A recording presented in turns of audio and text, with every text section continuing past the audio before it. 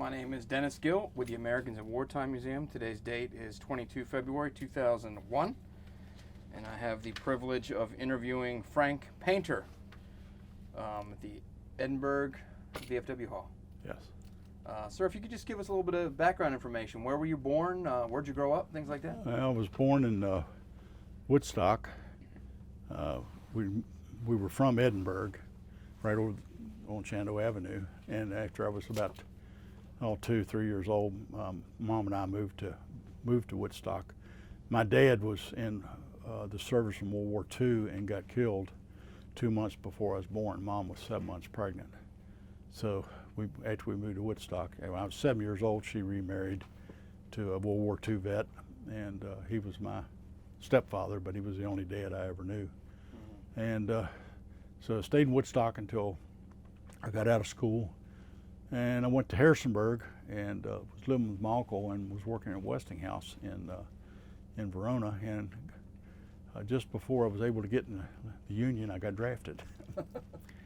So I went in 16 June '66, and I always said that if I got in and I liked it, I would stay, because I saw the benefits from it. Because from the time I was born, I drew veterans and Social Security because of my dad being in the service and being killed in the service. And I got in and I liked it, and went to jump school at 82nd, got stationed at 82nd Airborne. Was there, and when my 2 years was up, I re-enlisted. I'd made E5. I went to Belgium to shape headquarters in Mons, Belgium, and decided, since I was staying in the service, that I probably needed to see some combat. So I volunteered and signed a waiver because I was sole surviving son. I didn't have to go to a combat zone. And I went to Vietnam in '69 and '70. Made E6 there in 3.5 years in service. Came back from Vietnam. I was at Fort Eustis at McDonald Army Hospital for about a year, and I got selected to go on ROTC duty at Virginia Tech. And I went to Virginia Tech and stayed down there 3 years. I came down on levy for Germany. I didn't want Germany. So I talked to the guy at the Pentagon, or to Milperson, and he said, give me a week or two to see what I can find for you. And he called me back and he said, the only thing I got is Korea. And he said, that's back-to-back hardship tours because you were in Vietnam. I said, I don't care. I took Korea. So I went to Korea to Chuncheon, 4th Missile Command, and came back, stationed in Dallas, Texas at the Armed Forces Entrance and Examining Station. Decided to go on recruiting duty. Went on recruiting duty, got stationed at Falls Church, and I was dating my wife. We were dating at the time. She lived here in Edinburgh. I was coming home on the weekends, and I started taking guys back to Falls Church and putting them in the Army down there. And the first sergeant found out about it, and he said, well, heck, if he can go up there and pick them up on the weekend, let's see what he can do full time. So they sent me up here TDY, and the first month I put in 9 people. So I stayed here 4 years. And I could have stayed longer, but I was an E7 then, and knew to make E8 I had to move. It was a variation of assignments, of course. And I went to battalion headquarters at Fort Meade, and then I got selected as first sergeant E7 non-promotable for the Delmarva recruiting peninsula. Left from there and went to Hawaii as a first sergeant. Left Hawaii and went to 6th Recruiting Brigade in San Francisco at the Presidio. Left from there and went to the Sergeant Major's Academy, and came back to the Baltimore Recruiting Battalion as first sergeant at Landover Recruiting Company. The first 2 years of my son's going to school, he was in 4 different schools because of those moves. And my daughter was coming up in the 1st grade, and I figured she's going to go through the same thing because I'll make Sergeant Major next year. And my command sergeant major for USREC told me, says, I'm on the board, you'll be sergeant major next year. And I said, no thanks, I'm going to Route 3. I quit having fun and on account of my daughter, so I retired in '88. Went in the car business, stayed in the car business for 30 years and retired from that, and now I'm fully retired. Right. So you went to Vietnam in what year? I got there December of '69. '69. And left it at the end of November of '70. I was in 2 field artillery battalions at the same base camp. We were right at the foot of Phuket Air Base where they had the F-4 Phantoms. Okay. So we had Charlie about every night with the mortars. But right. What were your impressions of Vietnam? I mean, politically it was a mess in this country. A lot of war protesting. They didn't let us go there to do what we were supposed to do. We were supposed to go in and train them so they could support themselves. Mm-hmm. But I said after I left there, you can't help people who don't want to help themselves. And so I kind of had not a bitter taste, but they kept the war going as far as I was concerned because of Congress. Right. If they'd let the military do what they needed to do, we could have ended it a lot quicker, and we would claim victory instead of what we wound up with. What was your job when you went to Vietnam? Battalion S1. What does that mean? I was administration. Okay. And but I was originally a cannon cocker. I went to AIT for Fort Sill for field artillery, so I wound up staying in artillery outfits. But I wound up in battery clerk when I was E4 down at Fort Bragg, and so I picked up the MOS for personnel. And but then I was also the battalion reenlistment NCO, so I spent a lot of time out in the fire bases. True story, we was up in the Mangyang Pass at LZ Action, and I was in this bunker with this guy, and they had like a record player sitting there, and I happened to look over and saw this album, and it was Charlie Pride. At first I knew Charlie Pride was black, and I had been listening to his music for years. Right. Didn't know he was black. Found out in Vietnam. Right. How did you get to Vietnam? Flew. You flew there? Yeah. What is your impression as you're getting off the airplane? What's the first thing that strikes you about Vietnam? What have I got myself into? Right. Yeah. Because the mortar attacks, they just they hit us around midnight, 1 o'clock, and then again just before daylight. And of course you'd be diving into a bunker. And I've been carrying this but it's wore down now. But I've been carrying that since 1970. Could you hold that up? And what is that? Piece of shrapnel. It came through my wall. And how often would they attack the base? 4 or 5 nights a week. Okay, so regularly, yeah. Multiple times a week. Yeah. We were supposed to have ceasefire at Christmas, and they still hit us. And how old were you? 24. What's that like the first time that the enemy is shooting at you? Oh, scared to death. Yeah, scared to death. Yeah. And I mean, I guess I kind of got used to it, but it's like I had 2 days left in country, and it was a monsoon season, and it was all flooded. And I don't know whether you've ever heard of the bamboo vipers or not. They call it a two-stepper. It's a snake. Okay. And I was stupid. I went out of my hooch over to the next hooch in shorts and shower shoes. I came back, and when I went to go in the hooch, I looked down, and his mouth looked that big, but of course it wasn't. But I stepped over it, and I got something that killed it, but it was a bamboo viper. So I thought to myself, geez, Cameron, been here a year and 2 days before I get bit by a snake. Well, we got to Cameron Bay to leave, and we're going up the ramp, getting on the plane. Charlie hit mortar, so we had to unload the plane and go back in. So, Jesus, Cameron, here again. Spent a whole year here now, and last day getting out of country, and I'm going to get it.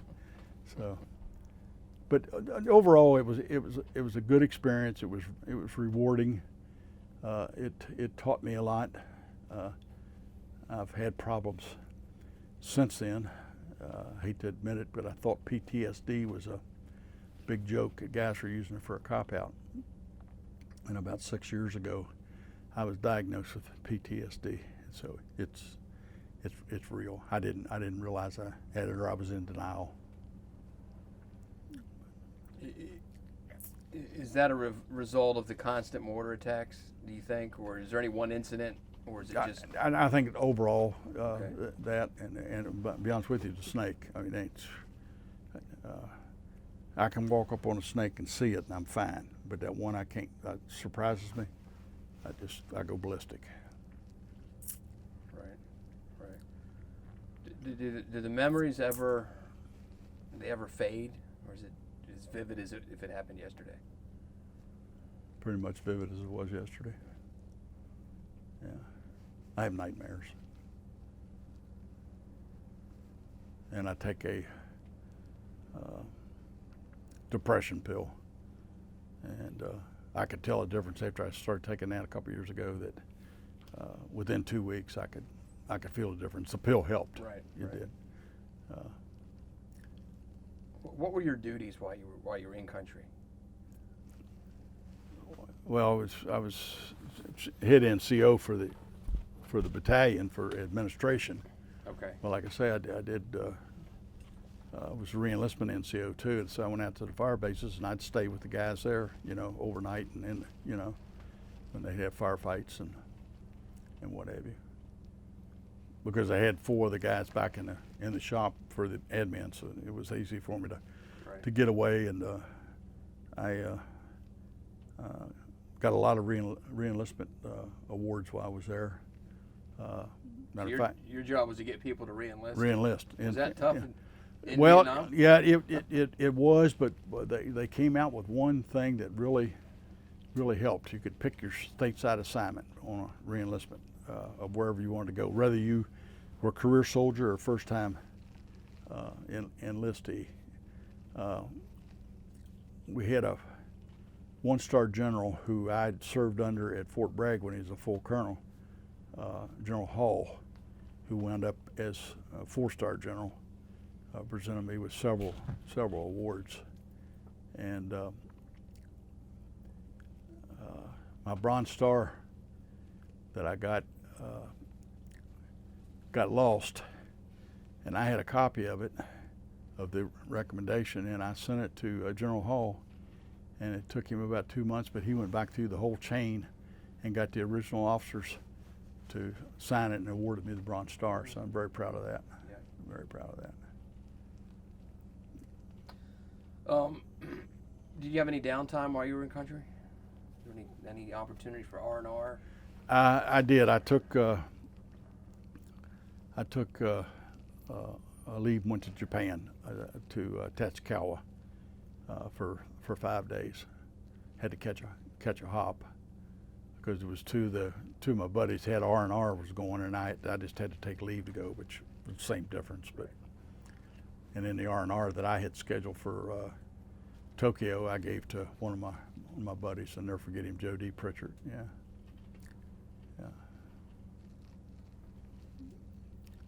We had the last battalion, the 7th and 15th.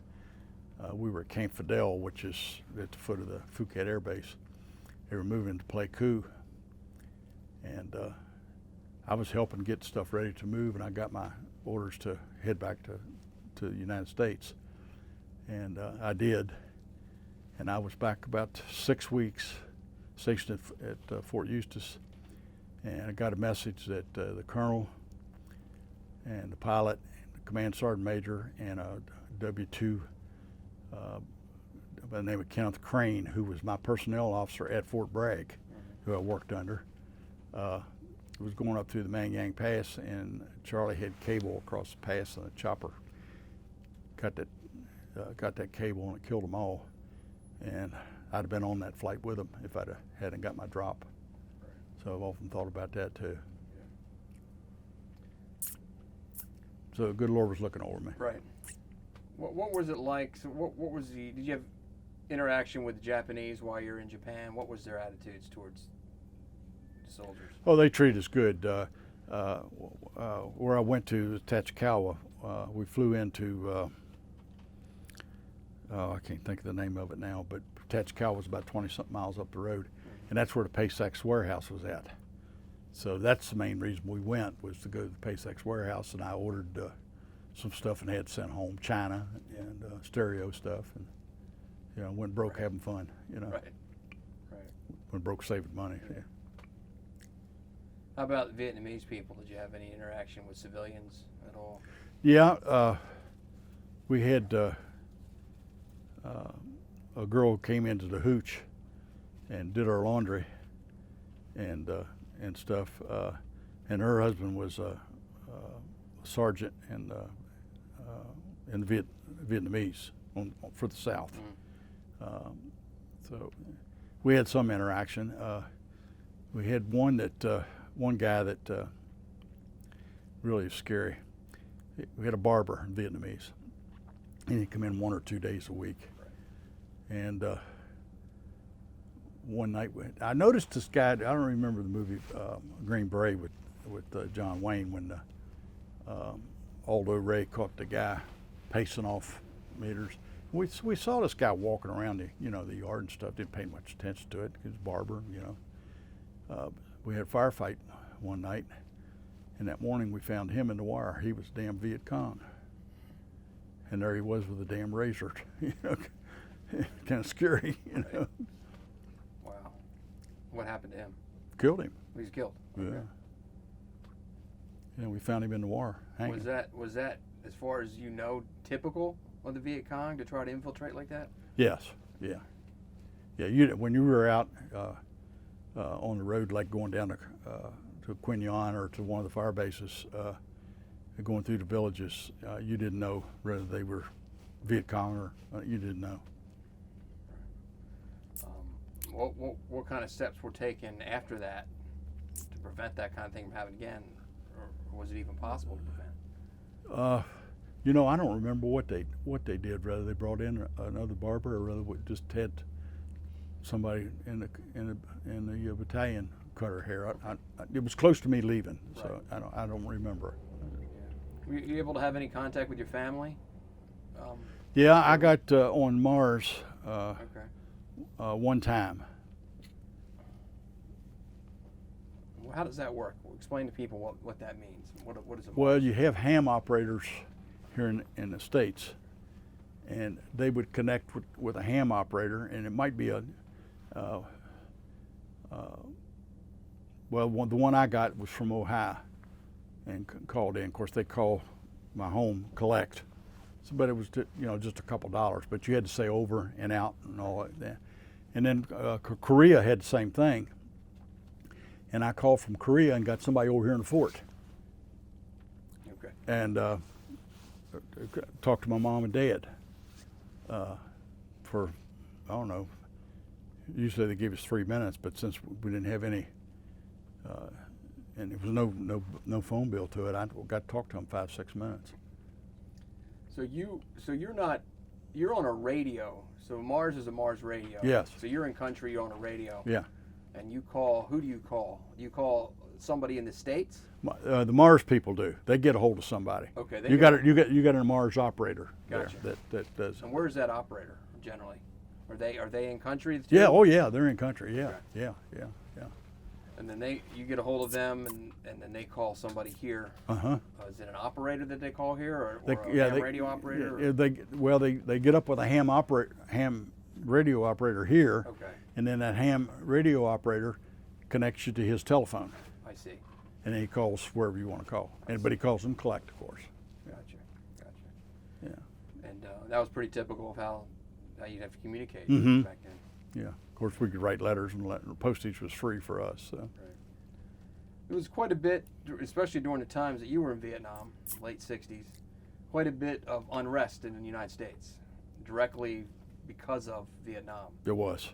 Were you guys aware of that? Yes. What was going on here? Yeah. And I saw it when I came home. Right. Did it have any effect on your mission, or was it something you No. blew off? It just blew off. Yeah. But I saw the effects of it when I came home, and especially when I got stationed at Blacksburg ROTC duty. Right. But, Talk about that. yeah. What kind of effects did you see when you got back? Well, you got people that would ignore you if they saw you in uniform.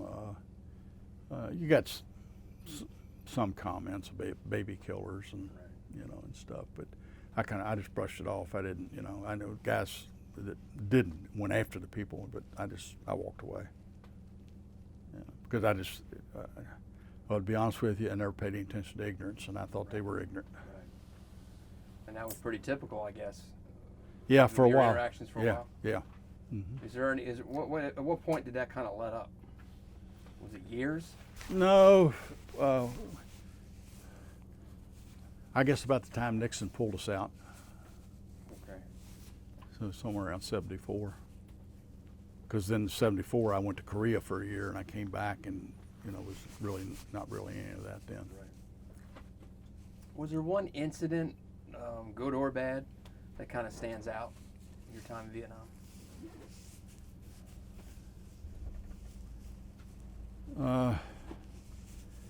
Well, there were several bad I don't want to talk about. Right. The good was the respect and way I was treated as far as from my fellow NCOs and officers. We're pretty tight. Yeah, pretty tight. Have you been able to keep in contact with some of those people all these years later? A couple. There was a guy from Timberville that was stationed in the unit.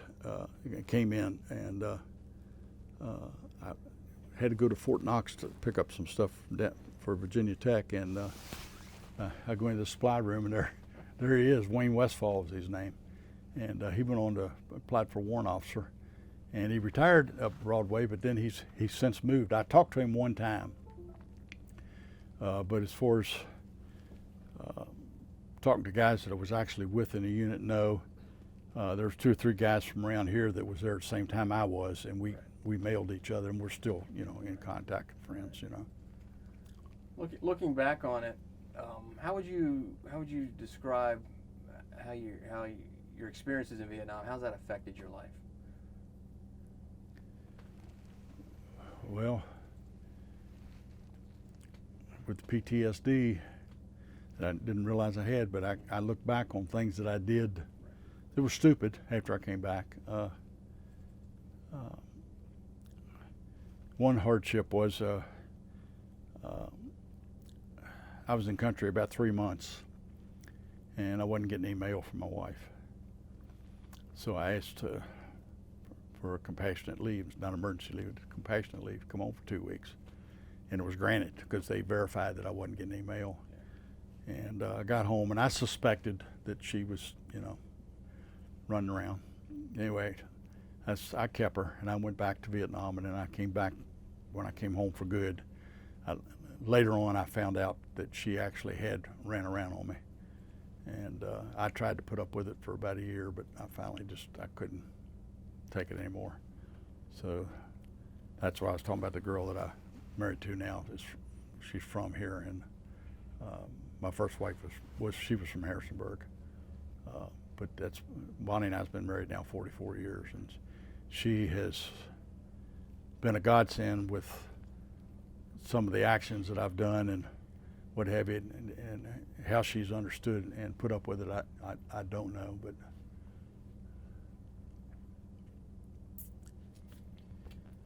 one of the missions of this project is to not only record stories like yours, but to preserve them, because it's important. This stuff's important for people to hear, right from the horse's mouth. Right?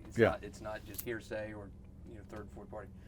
Somebody might watch this video in 50 years or 100. What would you like to tell them about your service? Well, I was proud to serve. I'm a firm believer in loyalty and patriotism. And I think every man owes 2 years to his country and 2 years to himself. And that's going back, speaking of the draft, to be honest with you. But the service did me a lot of good.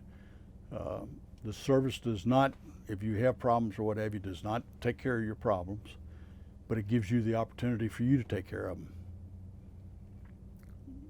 And the opportunity is there for you to advance, increase your education. It's no limit to it. And it doesn't matter what branch, Army, Air Force, Navy, Marines, Coast Guard, it's all good as you're serving your country. Well, sir, on behalf of the Americans in Wartime Museum, I thank you for sitting down and talking to us, sharing your story. Thank I you. know that's not always easy for people to do. I thank you for your service. There's things that I wanted to say that I didn't too. But that's between me and the good Lord. As it should be sometimes. Yeah. And I just want to welcome you home. Thank you very much. I appreciate it.